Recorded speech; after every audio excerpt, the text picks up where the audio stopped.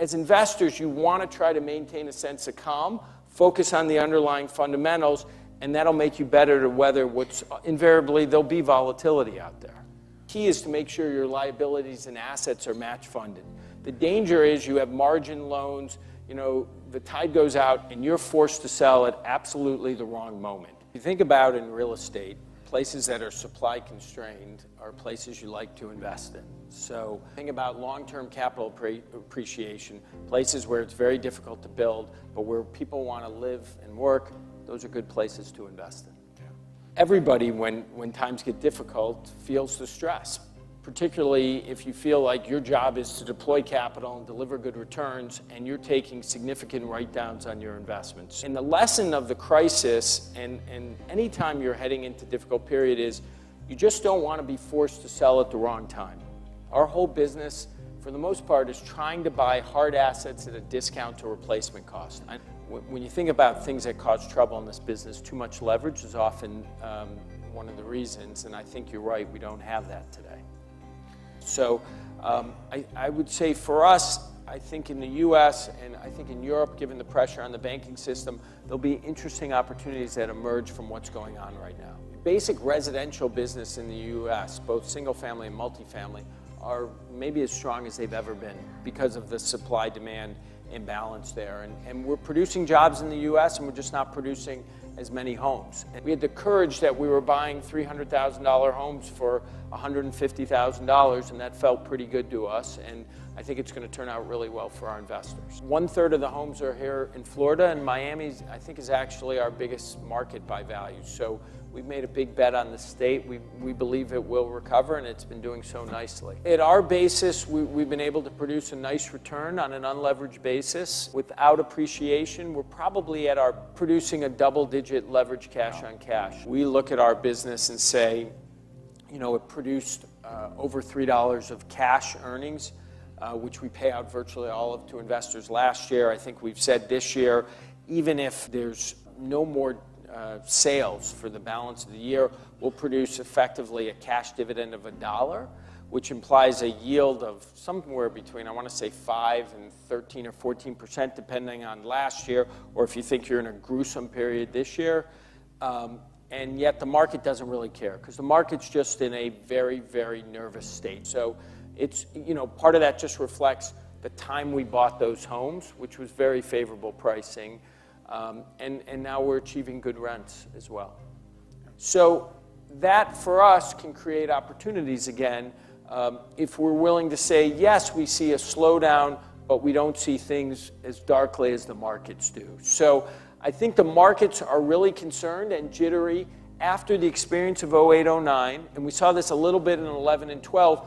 Markets react much more violently than they did in the past. Nobody wants to be the last one left behind.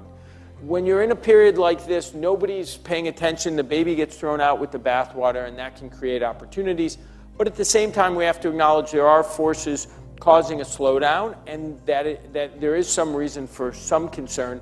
I just think the markets seem to be reacting maybe a little bit excessively relative to what's happening in underlying economies. All of this is slowing global growth, and the markets, though, are reacting as if we're heading into some sort of very bearish, very dark period of time. I'd say our view is we think this is clearly resulting in a slowdown in China.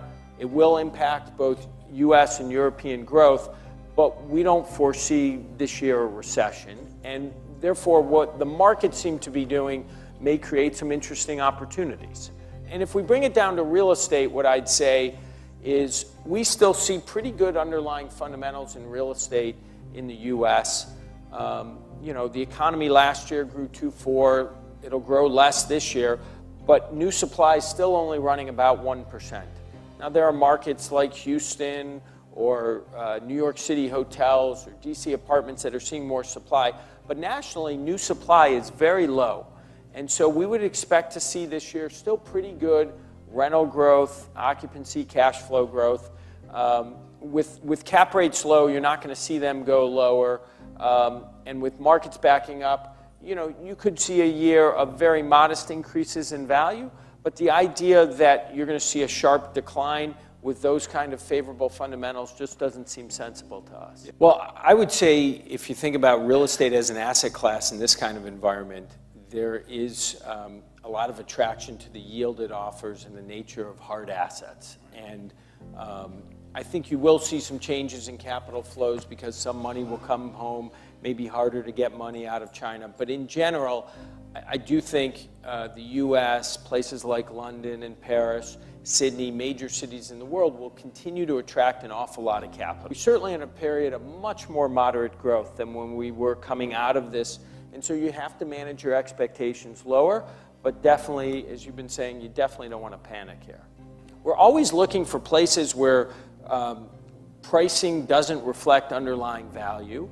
And the nice thing is, because of the range of funds and the breadth and depth of the firm, we're able to take advantage of it. And there are very few firms, I think we're the only one in the world, that can do it in real estate and private equity and credit and hedge funds, all these different asset classes, and it gives us a really unique view of the world. One of the questions, how have we been able to maintain our edge? And I do think the information we get in real estate off of our existing global portfolio, but from the firm as well, from what we're seeing, is very helpful because we're always trying to translate that into where's the puck going, where do we see things a little bit differently than other people do.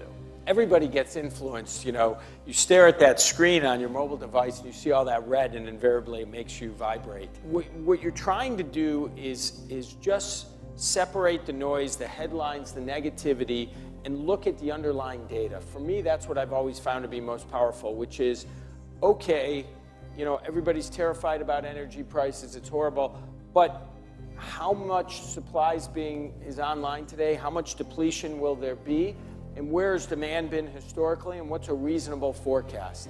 And I would say if you just go to the underlying data, it would be the same thing in the Miami condo market. Historically, how many units have sold? What have the average prices been? If we're in a tougher economic environment, what will that go to?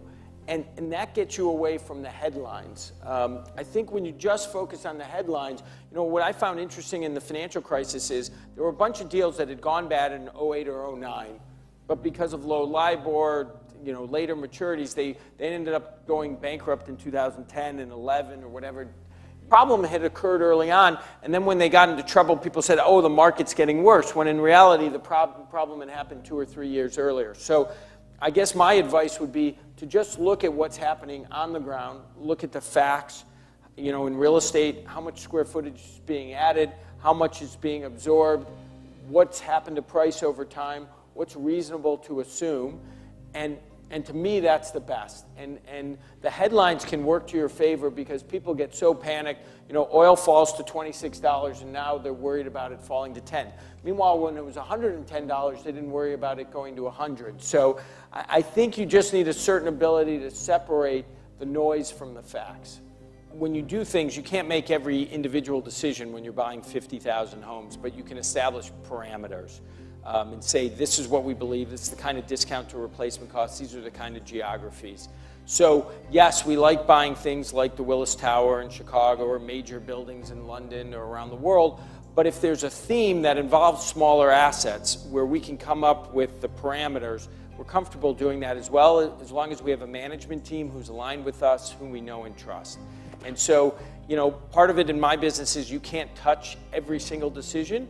You have to make some big decisions about themes that you really believe in, but then work with people you trust and then go all in. And that would be my other basic idea, which is if you believe in housing or if you believe in retail, whatever that theme is, people tend to be too hesitant, even though they know in their hearts it's something really good. We much prefer the idea of going all in when we have confidence in something. The U.S. population continued to grow, and yet construction of homes dropped by 80% at the bottom. And so invariably, we thought there had to be a recovery in home prices in order for new construction to continue. And so our thesis was that if we did it in scale, and one of the competitive advantages of our business is we do things that are very large, and at the time we couldn't get much bank financing. We said, let's go out and buy homes. There were all these post-foreclosure sales. Let's put people on the ground, but let's do it in concentrated markets. We picked 13 markets around the U.S. Initially, we started west, then moved east. Let's buy these homes. Let's spend $25,000 or so fixing them up, and then let's rent them out. and make income-producing assets out of them, like an apartment business, but just not in one large complex. But if we do it in enough scale, we can do it efficiently.